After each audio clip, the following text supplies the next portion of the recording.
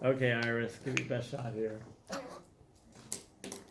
So, this is a painting from the Romantic era by Caspar David Friedrich, and it's basically representative of the idea of the sublime. So here we see a man standing on a dangerous ledge overlooking a sea of fog. The painting is called Wander Above the Sea of Fog, and we see that the scene is, there's an element of danger to it. There's jagged mountain ranges, it's obscure, nothing is very clear, and so you can feel that the man is feeling a sense of wonder and an element of fear as well. But you can also feel that the man is also at a sense of peace. And basically, what I've just described is the experience of the sublime in its visual form. But we can also experience it through literature, and I want to see how we can use the literary sublime in an intervention to increase people's awe proneness. Okay. So first, I'm going to just define some key terms. So the sublime is associated with grandeur, terror, loftiness, awe, and wonder.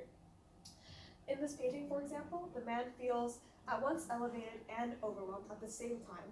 He is overwhelmed by the display of nature's power around him, but he is also elevated he is also elevated so that he can transcend his mental limits and reach higher levels of thought.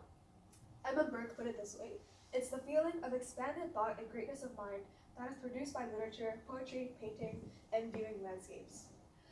So this is a sublime from a literary, artistic, aesthetic, philosophical perspective, for example. So what is it in a psychological perspective? It's the emotion of awe.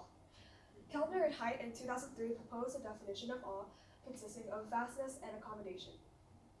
Vastness can mean physical magnitude, or it can mean perceived magnitude such as fame, authority, or prestige. In the case of this painting, these are crashing waves in the face of tiny humans there.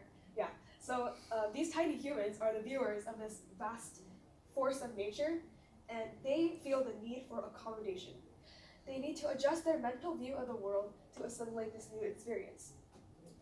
Their minds are so their minds, their pre-held conceptions of the world are so little that they cannot possibly understand this new experience without first revising their structures and limits. So the mind is overwhelmed in the face of a display of power such that it must transcend its structures and limits. So how does literature express the sublime? In Philip Shaw's book, The Sublime, it is written, words have a power to raise the idea of the sublime such that the distinction between the sublime object and its description no longer applies. So in order to write a work of sublime literature, the writer must use striking and evocative language to raise the idea of the sublime, to make the reader feel as if they are standing atop that ledge in that painting, and such that there is almost no difference between that experience and simply reading at your table. So that is sublime literature. And my final definition will be need for cognitive closure. This is a personality trait defined by the need to reach a quick conclusion, which leads to people considering smaller amounts of information and more prototypical types of information before reaching a conclusion, a rash conclusion. And this personality trait is considered the inverse of awe, of the personality trait of awe, which basically is how prone to awe you are on a daily basis. And this is because awe induces schema revision, and it forces us to rely less on our pre-made mental structures, as I've said before. Shioda and Keltner in 2007 actually found a negative correlation between the personality traits of awe and need for cognitive closure, as I'll say NFCC, which I'll refer to in this presentation. Yeah.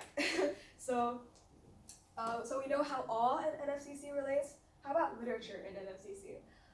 So a 2013 study found that reading fiction as opposed to nonfiction resulted in an NFCC decrease.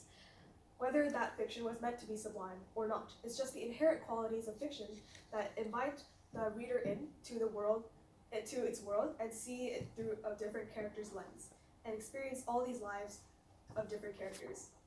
And this opens us up to new experiences and breaks down our pre-held conceptions of the world, which is why literature results in a decrease in NFCC.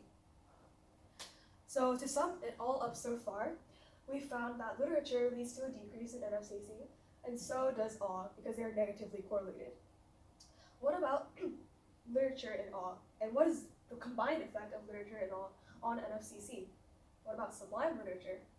And how can we use that effect to make personality changes over the long term? So my question is, to what extent degree does sustained exposure to sublime literature affect dispositional awe? And I plan to investigate this using an experimental intervention method.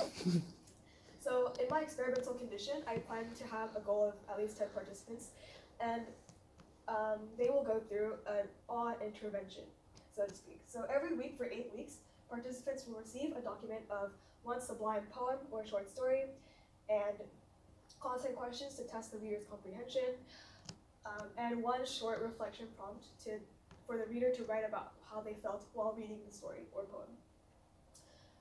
In the control condition, participants will read a happiness-inducing poem or short story instead. And this is because happiness and awe are both positive emotions, but they're actually opposites of each other in that happiness increases reliance on schemas while awe decreases it. So in a lot of experimental awe studies, happiness has been used as a control as a result. So before and after this intervention, I will measure the participants' NFCC using a self-report scale and see whether there is a decrease or increase in those measurements before and after the intervention. And I'll include a couple of manipulation checks as well, such as a questionnaire unrelated to the experiment to hide the purpose of the study. So my hypothesis is that reading a short sublime work of literature weekly over a long period of time will decrease one's need for cognitive closure. Basically, the combined effects of awe and literature in the form of sublime literature will lead to a decrease in need for cognitive closure and therefore make us more prone to awe on a daily basis. So why is awe so important anyway? It allows us, as I've said, to decrease our reliance on schemas, which leads to prosociality as well, because we focus less on ourselves and we focus more on our connection to the world around us and the universe. Yeah, and awe also allows us to have, to feel as if we have more time at our hands, low time pressure, which also leads in turn to well-being. So we can access this awe and these great benefits through literature easily on a daily basis without having to hike to a mountain or go to the North Pole. So, which is why I chose literature as a way to induce awe in our daily lives and create these personality changes that will allow us to access these benefits. Thank you. Okay, how's it on time? Great, oral defense. Ooh, perfect. That's really good. Okay, let me just ask a question here.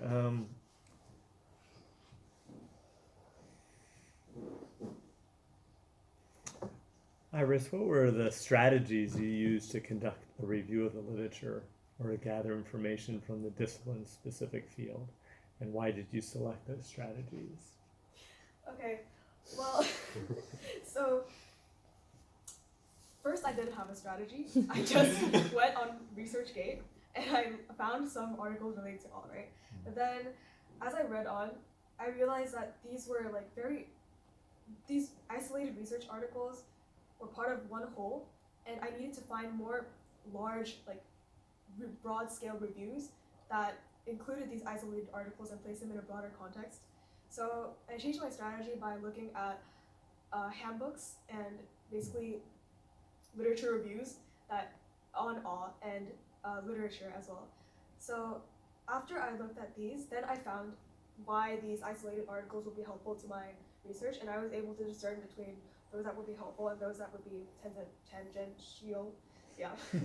So after I found those, I read those articles, and then I basically used the lit review, the broad lit review, as a framework for my own lit review, just that it was more specific to my own research. Yeah. Okay, thank you. Yeah.